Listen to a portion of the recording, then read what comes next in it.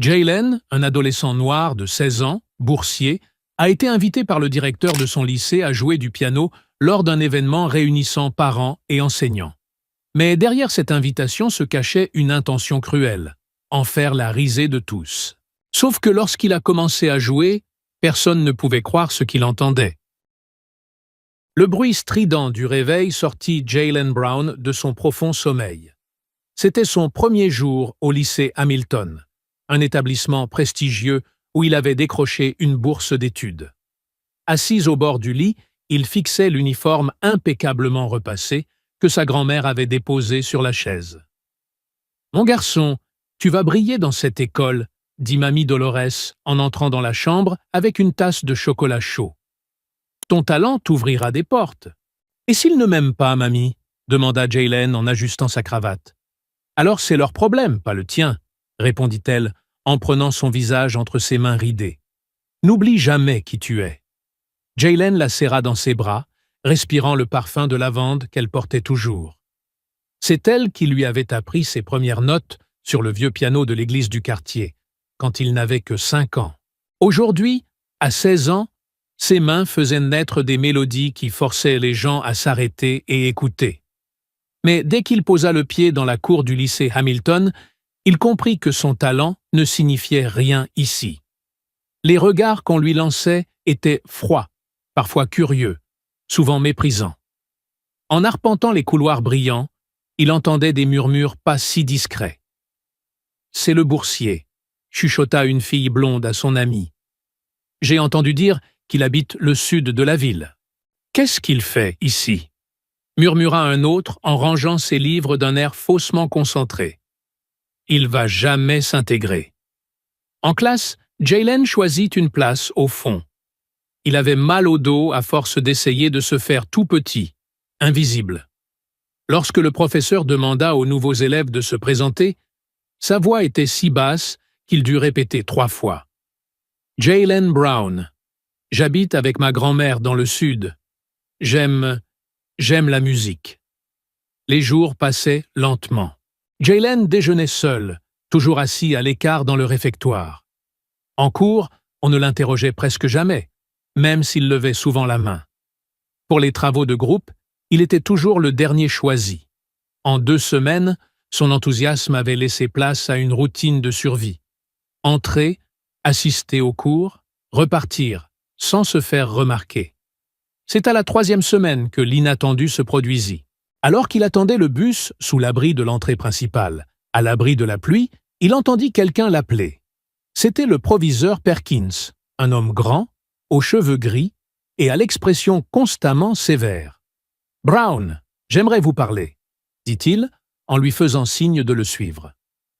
Dans le vaste bureau du proviseur, Jaylen s'assit, mal à l'aise, dans le fauteuil en cuir.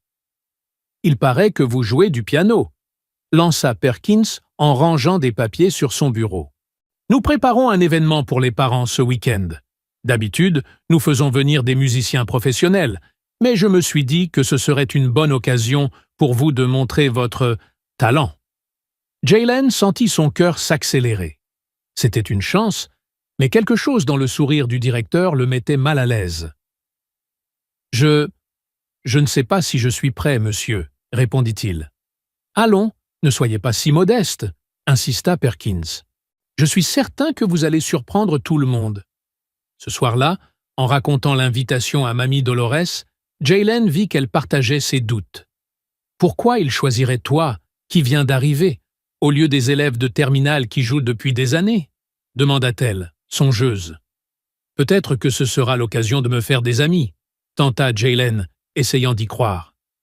Le jour de l'événement, l'auditorium était bondé. Des parents élégamment habillés bavardaient à voix basse. En coulisses, Jaylen attendait son tour, les mains moites. Par l'ouverture du rideau, il aperçut le proviseur Perkins en train de chuchoter avec d'autres professeurs en jetant des regards amusés dans sa direction. C'est là qu'il comprit. Ce n'était pas une opportunité, c'était un piège. Quand son nom fut annoncé, un silence poli envahit la salle. Jaylen s'avança jusqu'au piano à queue au centre de la scène, les jambes lourdes. « Voici Jaylen Brown, Un nouvel élève qui a gentiment accepté de nous divertir aujourd'hui, annonça le proviseur avec un sourire qui ne touchait pas ses yeux. Voyons ce qu'il nous a préparé. Assis face aux touches noires et blanches, Jaylen hésita. Il pensa se lever et s'enfuir. Mais il se rappela les mots de sa grand-mère. « N'oublie jamais qui tu es ». Ses doigts effleurèrent les touches. Il commença avec du Chopin, un morceau qu'il avait répété des centaines de fois à l'église. Puis, presque sans s'en rendre compte, il enchaîna avec une composition à lui, une mélodie qu'il peaufinait depuis des mois. La musique emplit l'auditorium. Les notes coulaient de ses mains comme animées d'une vie propre. Jaylen ferma les yeux, oubliant le directeur, les profs, les élèves qui ne l'avaient jamais vraiment regardé. Quand la dernière note s'évanouit dans le silence, il ouvrit les yeux, redoutant de voir des visages ennuyés ou moqueurs. Mais à la place, il vit des expressions stupéfaites. Quelqu'un applaudit, puis un autre, et bientôt, toute la salle était debout. Les applaudissements résonnaient comme un tonnerre. À cet instant, pour la première fois depuis son arrivée à Hamilton, Jaylen n'était plus invisible, et le sourire narquois du proviseur Perkins avait laissé place à une stupeur totale. Les jours qui suivirent la prestation de Jaylen furent étranges. Dans les couloirs, des élèves qui jusque-là ignoraient son existence lui adressaient désormais des salutations. Des professeurs lui souriaient, certains prenaient même le temps de discuter musique avec lui. À l'heure du déjeuner, il fut invité à s'asseoir avec un groupe d'élèves du club d'art. « Où as-tu appris à jouer comme ça ?» demanda une fille aux cheveux teints de plusieurs couleurs, prénommée Maya. « C'est ma grand-mère qui m'a appris les premières notes », expliqua Jaylen, encore mal à l'aise face à toute cette attention. « Ensuite, j'ai continué à apprendre tout seul, à l'église du quartier. »« Tu devrais vraiment rejoindre le club de musique », insista un autre élève. « On cherche toujours des gens talentueux. » Jaylen esquissa un sourire, un peu d'espoir lui effleurant le cœur. Peut-être que les choses étaient enfin en train de changer. Mais tout n'était pas aussi positif. Il remarqua que les regards que lui adressait l'administration et surtout le proviseur Perkins avaient changé. Ce n'était plus de l'indifférence, mais quelque chose de plus complexe, un mélange de surprise et de malaise. En cours de littérature, Madame Eleanor Caldwell s'approcha de sa table, pendant que les autres élèves travaillaient en groupe. « Ta prestation était extraordinaire », dit-elle à voix basse. « J'ai rarement vu l'auditorium réagir de cette manière. »« Merci, madame, » répondit Jaylen. « Tu sais, ça ne devait pas se passer comme ça, » poursuivit-elle avec un air grave. L'invitation du proviseur ne venait pas d'un bon endroit. Jaylen hocha la tête. « Je m'en suis rendu compte. »« Mais tu as transformé ce moment, » sourit-elle. « C'est un don rare, Jaylen. Ne laisse personne te faire croire le contraire. » Plus tard, dans l'après-midi, en passant près de la salle des professeurs, Jaylen entendit des voix tendues. Il reconnut celle de Madame Caldwell et celle du proviseur Perkins. « Je ne nie pas que c'était une prestation admirable, » disait le proviseur d'un ton contrôlé. « Mais il faut rester fidèle aux traditions de l'établissement. Nous avons des élèves qui fréquentent l'académie de musique depuis des années. Et aucun d'eux n'a joué avec la sensibilité qu'on a vue hier soir, » répliqua Caldwell. « Imagine ce qu'on pourrait accomplir si on donnait plus d'opportunités à des élèves comme Jaylen. »« Nous avons des règles, Eleanor, » répondit Perkins sèchement. « On ne peut pas changer nos pratiques simplement à cause d'une performance. » Jaylen s'éloigna discrètement, juste avant que la porte ne s'ouvre. Sur le chemin du retour, les mots du proviseur résonnaient dans son esprit. Il comprit alors que son succès n'était pas accueilli à bras ouverts par tout le monde. En arrivant à la maison, il trouva sa grand-mère en train de regarder la vidéo de sa prestation sur son vieux téléphone portable, qu'elle avait toujours du mal à utiliser. Une voisine l'avait filmé et lui avait envoyé. « Mon petit, » dit-elle, les yeux humides, « tu as joué comme si tu étais né pour ça. » Jaylen lui raconta les réactions à l'école, les bonnes comme les tendues. Des gens comme le proviseur Perkins ont peur de ce qu'ils ne peuvent pas contrôler, expliqua Mamie Dolores. Ta musique a forcé les gens à voir quelque chose qu'ils préféreraient garder dans l'ombre. » La semaine suivante, des affiches annonçant le festival de talent furent placardées dans tout le lycée.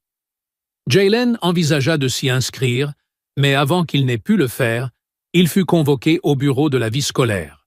Madame Peterson, la responsable pédagogique, une femme d'âge moyen au regard constamment inquiet, lui parla avec des mots soigneusement choisis.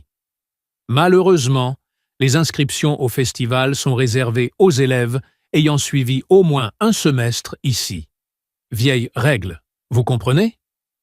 Mais le proviseur m'a invité à jouer pour les parents sans se soucier de ce genre de règles, fit remarquer Jaylen. C'était une exception, répondit-elle aussitôt. Le proviseur a ce pouvoir. Pour les événements officiels, nous devons respecter le règlement. Jaylen quitta le bureau avec un sentiment familier, celui d'être mis à l'écart. Les jours suivants, il remarqua que ces vieilles règles semblaient toujours surgir dès qu'il montrait un intérêt pour une activité musicale de l'école. « Ne les laisse pas te réduire au silence », lui dit Madame Caldwell un jour, en le croisant seul après un cours. « Il existe d'autres façons de faire entendre ta musique. »« Comment ?» demanda Jaylen découragé. « On dirait que toutes les portes se ferment. »« Pas toutes, » répondit-elle en souriant. « Parfois, il faut construire ses propres portes. » À la fin de cette semaine-là, Jaylen reçut une invitation inattendue. Madame Caldwell, avec l'aide de 3 autres enseignants, organisait une soirée culturelle au centre communautaire près de l'école. Loin des murs du lycée Hamilton, et encore plus loin des vieilles règles du proviseur Perkins. « Ce serait un honneur que tu viennes jouer pour nous, » dit-elle en lui tendant une invitation imprimée. « Tu choisis la pièce que tu veux. » Jaylen hésita. « Je ne sais pas, madame. Je ne veux pas créer de problèmes. »« Faire de l'art, ce n'est pas créer des problèmes, Jaylen, » répondit-elle avec fermeté. « C'est révéler des vérités que certains préfèrent ignorer. C'est pour ça que ta musique dérange autant. » Ce soir-là, en rentrant chez lui, Jaylen trouva Mamie Dolores assise avec un vieil album photo. Elle lui montra une photographie jaunie, une jeune Dolores debout près d'un piano sur une petite scène. « Tu sais pourquoi j'ai arrêté de jouer en public ?» lui demanda-t-elle. « Parce que j'ai cru ceux qui disaient que des gens comme moi n'avaient pas leur place sur ces scènes-là. » Elle referma l'album avec soin. « Ne fais pas la même erreur que moi, mon garçon. Quand on essaie de faire taire ta musique, joue plus fort. » Ce soir-là, Jaylen s'assit devant son clavier électronique dans sa chambre. Ses doigts trouvèrent des notes qui exprimaient tout ce qu'il ressentait. La frustration, l'espoir, la détermination. Il jouerait lors de la soirée communautaire. Et cette fois, il ne serait pas la cible d'une mauvaise blague. Ce serait sa voix, claire, forte et assumée. Dans la pièce voisine, Mamie Dolores écoutait, un sourire fier aux lèvres. La musique de Jaylen changeait. Elle devenait plus forte, plus affirmée. Ce n'était plus seulement beau, c'était porteur d'un message. Le récital organisé par Madame Caldwell fut un succès bien au-delà de ce que quiconque aurait pu imaginer. Le petit centre communautaire était bondé. Des gens debout le long des murs et au fond de la salle. Des élèves, des parents, des habitants du quartier et même quelques enseignants du lycée Hamilton avaient fait le déplacement. L'ambiance était vibrante, chaleureuse et bien plus diversifiée que celle des événements officiels de l'école. Quand vint son tour de jouer, Jaylen ressentit une confiance qu'il n'avait jamais connue auparavant. Assis devant le piano du centre, un instrument bien plus modeste que le grand piano à queue du lycée, il interpréta la nouvelle composition qu'il avait écrite au fil des dernières semaines. Une pièce qui commençait doucement, presque timidement, puis qui gagnait peu à peu en force et en complexité. Après sa prestation, alors qu'il recevait accolades et félicitations, Jaylen remarqua un petit groupe d'enseignants discutant avec animation dans un coin de la salle. Madame Caldwell faisait de grands gestes, et les autres hochèrent la tête, visiblement motivés. « Qu'est-ce qui se passe là-bas » demanda-t-il à Maya, qui s'était elle aussi produite avec une lecture poétique. « Il prépare quelque chose de plus grand », répondit-elle avec un sourire complice. Madame Caldwell a dit que ce n'était que le début. Le lundi suivant, les couloirs du lycée Hamilton bourdonnaient de rumeurs. Des petits groupes d'élèves chuchotaient entre eux, interrompant leur conversation dès qu'un membre du personnel approchait. « Tu as entendu parler de Voix de l'école » demanda un garçon à Jaylen pendant la pause. « Non, c'est quoi » répondit-il, intrigué. « Un festival que les profs veulent organiser.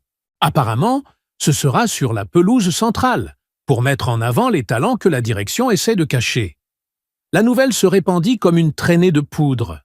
Des affiches faites à la main commencèrent à apparaître sur les panneaux d'affichage. Discrètes, mais visibles à qui savait regarder. Voix de l'école. Parce que chaque talent mérite d'être entendu, annonçait-elle, avec une date prévue dans 2 semaines. Mais la réaction de la direction ne se fit pas attendre. Le lendemain matin, toutes les affiches avaient disparu. Un message officiel fut lu dans chaque salle de classe. Nous rappelons que tout événement organisé au nom du lycée Hamilton doit être préalablement approuvé par la direction. Les activités non autorisées feront l'objet de sanctions disciplinaires. En cours de littérature, Madame Caldwell paraissait tendue, mais résolue. À la fin de la séance, elle demanda à parler à Jaylen. « Le proviseur Perkins m'a convoqué ce matin, » lui confia-t-elle. « Il exige que nous annulions Voix de l'école. Il dit que cela crée des divisions au sein de l'établissement. »« Et vous allez annuler » demanda Jaylen, une pointe de déception dans la voix. « Pas exactement, » répondit-elle avec un léger sourire. « On va juste changer de lieu. L'événement se tiendra au parc municipal, juste à côté de l'école. Techniquement, c'est hors de portée du proviseur. Il ne va pas apprécier, c'est certain, mais parfois, il faut faire du bruit pour que les choses changent. D'ailleurs, nous collectons des témoignages et des preuves sur les pratiques discriminatoires dans l'établissement. Témoignages d'élèves, échanges de mails, exemples d'application sélective des règles. Si tu veux partager ton expérience, ce serait précieux. » Jaylen réfléchit un instant. « Je peux parler de l'invitation à jouer lors de la soirée des parents, de la manière dont le proviseur voulait m'utiliser comme une blague. »« Ce serait très important, » approuva-t-elle d'un signe de tête. Dans les jours suivants, la tension monta d'un cran dans le lycée. Les élèves étaient partagés entre le soutien au projet ou la prudence face à d'éventuelles représailles. Les enseignants étaient fréquemment vus en pleine discussion, interrompus dès qu'un surveillant ou un administrateur passait à proximité. Jaylen découvrit qu'il n'était pas le seul à avoir subi des exclusions voilées. Maya lui confia qu'elle avait été découragée de participer à un concours d'éloquence car elle n'aurait pas le profil adéquat. Un autre élève raconta qu'il n'avait jamais été sélectionné pour les compétitions sportives, malgré de meilleurs résultats que les titulaires. « C'est toujours comme ça », expliqua un terminal pendant le déjeuner. « Ce n'est jamais dit clairement. Il y a toujours une excuse officielle. Mais on sait très bien ce qu'il en est. » La veille de l'événement Voix de l'école, le proviseur Perkins joua sa dernière carte. Il convoqua une réunion de parents et annonça que tout élève participant à une manifestation non autorisée s'exposerait à des conséquences scolaires. Mais un événement inattendu se produisit. Des parents se levèrent pour contester la position de la direction. Les mères et pères d'élèves boursiers, souvent absents aux réunions par gêne ou par manque de temps, étaient venus nombreux. Une mobilisation silencieuse menée par Mamie Dolores, qui avait passé des jours à appeler et rendre visite aux familles. Le matin du festival, le parc près du lycée se transforma. Des chaises furent installées sur la pelouse, un système de son rudimentaire mis en place, et un piano, pas aussi impressionnant que celui de l'école, mais parfaitement accordé, fut déposé sur une petite scène improvisée. Depuis la fenêtre de son bureau, le proviseur Perkins observait la foule, le visage fermé. Jaylen arriva accompagné de sa grand-mère, élégamment vêtue pour l'occasion. Lorsqu'il vit le nombre de personnes réunies, son cœur s'emballa. « Tu es nerveux ?» demanda sa grand-mère en lui prenant la main. « Un peu, » admit-il. « Mais c'est différent, cette fois. Je ne suis pas seul. Madame Caldwell ouvrit l'événement avec un discours simple, mais puissant. Nous sommes réunis ici aujourd'hui parce que nous croyons que chaque voix mérite d'être entendue, que le talent et la passion ne dépendent ni de la couleur de peau, ni d'un quartier, ni d'un nom de famille. Nous sommes ici pour célébrer ce qui fait notre richesse, nos différences et notre humanité commune. Quand vint le tour de Jaylen, un silence respectueux s'installa. Il s'assit au piano, inspira profondément, puis se mit à jouer. Il n'était plus ce garçon timide et effacé du premier jour de cours. Sa musique portait désormais autre chose. Une force, un sens, une voix. Lorsqu'il termina, les applaudissements furent immédiats, chaleureux, debout. Jaylen regarda la foule, puis leva les yeux vers le bâtiment de l'école. Aux fenêtres, des silhouettes observaient, des élèves qui n'avaient pas pu ou pas osé venir, mais qui regardaient malgré tout. Et dans l'une de ces fenêtres, seul, se tenait le proviseur Perkins. Pour la première fois, son visage laissait entrevoir ce qu'il refusait d'admettre. Il avait perdu le contrôle. Le succès du festival dans le parc avait déclenché une série de conversations longtemps évitées. Madame Caldwell, avec un groupe d'enseignants et de parents, soumit officiellement une plainte au conseil académique. Le dossier comportait des dizaines de témoignages, des emails, des comptes rendus de réunions, ainsi que des statistiques démontrant un schéma clair de discrimination implicite au sein de l'établissement. Par un jeudi matin pluvieux, Jaylen fut convoquée dans le bureau de la proviseure adjointe, Madame Martinez, une femme sérieuse, peu habituée à s'impliquer dans les conflits internes. « Jaylen, dit-elle lorsqu'il entra, j'ai des nouvelles importantes à vous annoncer. » À ses côtés se trouvait Madame Caldwell et, à la grande surprise de Jaylen, sa grand-mère Dolores. Le proviseur Perkins a été suspendu temporairement de ses fonctions, poursuivit Madame Martinez.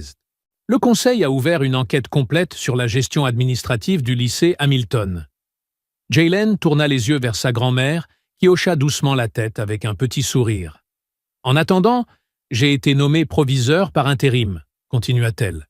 Et l'une de mes premières décisions est de rétablir le conseil culturel du lycée, supprimé il y a 5 ans. J'aimerais vous inviter à y siéger, en tant que représentant des élèves de seconde. Moi ? Jaylen n'arrivait pas à dissimuler sa surprise. Votre musique a ouvert des portes longtemps restées fermées, ajouta Madame Caldwell. Vous avez aidé ce lycée à retrouver sa voix. Mamie Dolores serra la main de son petit-fils avec fierté. Les mois suivants, Hamilton connut une transformation notable. Le conseil culturel lança de nouveaux programmes d'arts et de musique accessibles à tous. Des bourses supplémentaires furent créées pour les élèves issus de quartiers défavorisés. Les critères de sélection pour les événements et concours furent révisés afin d'assurer transparence et équité. Jaylen n'était plus le garçon invisible. En plus de son rôle au sein du conseil, il commença à donner des cours de piano bénévoles aux enfants du quartier, dans le centre communautaire. Son histoire inspira d'autres élèves à faire entendre leurs talents sans crainte. L'enquête du conseil académique mena à la révocation définitive du proviseur Perkins. Les documents révélèrent des années de pratiques discriminatoires déguisées en maintien de l'excellence. Madame Martinez fut nommée proviseure permanente, avec l'engagement d'une gouvernance plus inclusive et plus juste. En fin de semestre, un grand concert fut organisé dans l'auditorium de l'école, la même scène où, quelques mois plus tôt, Jaylen avait été placé pour être humilié. Cette fois, l'événement était ouvert à toute la communauté, avec des prestations d'élèves de tous horizons et de tous niveaux. Jaylen devait clôturer la soirée. Dans les coulisses, ajustant la cravate de son costume emprunté, il sentit une main se poser sur son épaule.